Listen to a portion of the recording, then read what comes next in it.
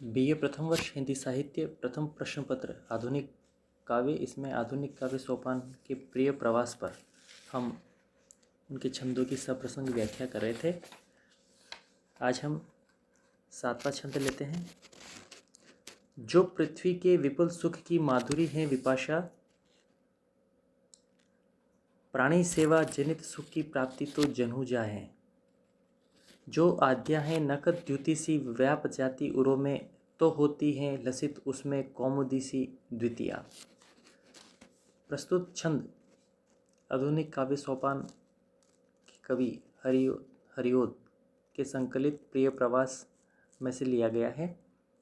इसमें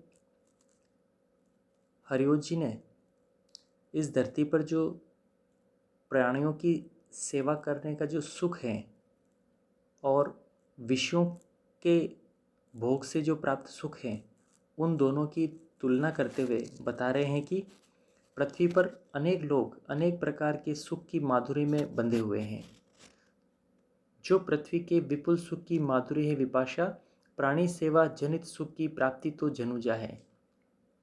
ये पृथ्वी विपुल सुखों को जन्म देने वाली है।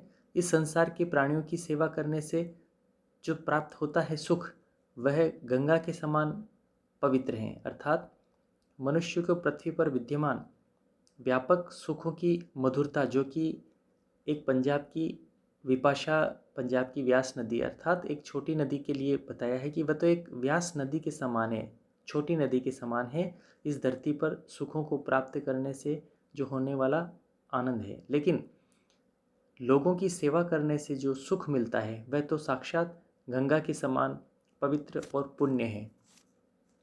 जो आद्या है नखत द्युति सी व्याप जाती उरों में, तो होती है लसित उसमें कौमुदी सी द्वितीया है। इसी के साथ आगे हरिओद कहते हैं कि हे राधे, आकाश में जो नक्षत्रों की चमक व कांति की भांति जो हृदयों में प्रेम की कांति जिसमें विद्यमान है, उसके हृदय आकाश में जो आद्या है नखत द्युति सी व्याप जाती उरों में, तो होती है लसित उसमें कौमुदी सी द्वितीयाए। यह धरती से जो प्राप्त सुख हैं वह तो जो नक्षत्र हैं उसके समान हृदय में उसकी चमक जागती है, लेकिन प्राणियों की सेवा करने का जो सुख है वह तो साक्षात जो द्वितीय का जो चंद्रमा है उसकी शोभा के समान सर्वत्र इस धरती को कांतिमान और आनंदमान बना देता है। द्वितीय के जो चंद्रमा की जो कांति है, चमक है, उसका प्रकाश है, वह प्रकाश लोगों की सेवा करने से प्राप्त होता है। उसकी तुलना की उससे की है कवि ने। इस छंद में कवि कहना चाह रहे हैं कि सांसारिक जो विपुल विषय सुख हैं उसमें बंधने की बजाय प्राणियों को, समस्त व्यक्तियों को प्राणी मात्र की सेवा करने की तरफ अपना रुझान लगाना चाहिए और धरती से जो सुख मिलते हैं उसकी चमक और कांति को नक्षत्र के समान बताया, जबकि प्राणियों की सेवा करने से जो सुख मिलता है उसको द्वितीय के चंद्रमा के समान बताकर उन्होंने अपनी अभिव्यक्ति को बहुत ही सक्षम किया है। शैली उपदेशात्मक है और इस छंद के अंदर उपमा अलंकार, अनुप्रास अलंकार, परिष्कृत और परिनिश्चित भाषा है। मंदाक्रांता छंद ने इसे आकर्षक बना दिया है।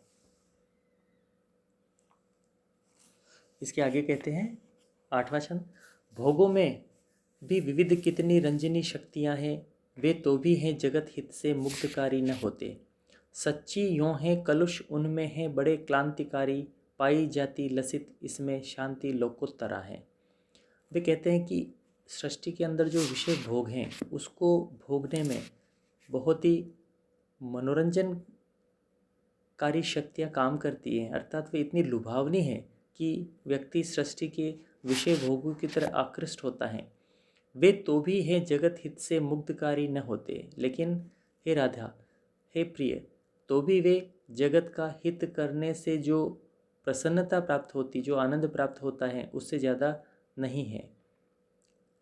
सच्ची यूँ है कलुष कलुष उनमें है बड़े क्रांतिकारी, पाई जाती लसित इसमें शांति लोकोत्तरा है। हे प्रिय, विषयों को भोगने से जो सुख मिलता है वह फल में, परिणाम में कष्टकारी भी हो जाता है, कलुषता होती उसमें बड़ा थकावट और कालिमा भरा हो जाता है कभी कभी। लेकिन जगत का हित करने से तो जो शांति मिलती है वह इस लोक से प्राप्त आनंद से भी पार है, अर्थात अलौकिक आनंद की प्राप्ति उसे प्राप्त होती है। हरिओद ने श्री कृष्ण के वचनों से संसार के लोगों को इस धरती के जो विशेष सुख हैं उसके मुग्धकारी शक्तियों से बाहर निकलकर जगत का हित करने का संदेश दिया है, जिससे लोकोत्तर शांति प्राप्त होने की संभावना है। यह संस्कृत निष्ठ छंद है, सामासिक पदावली है, शैली उपदेशात्मक है, अनुप्रास अलंकार है।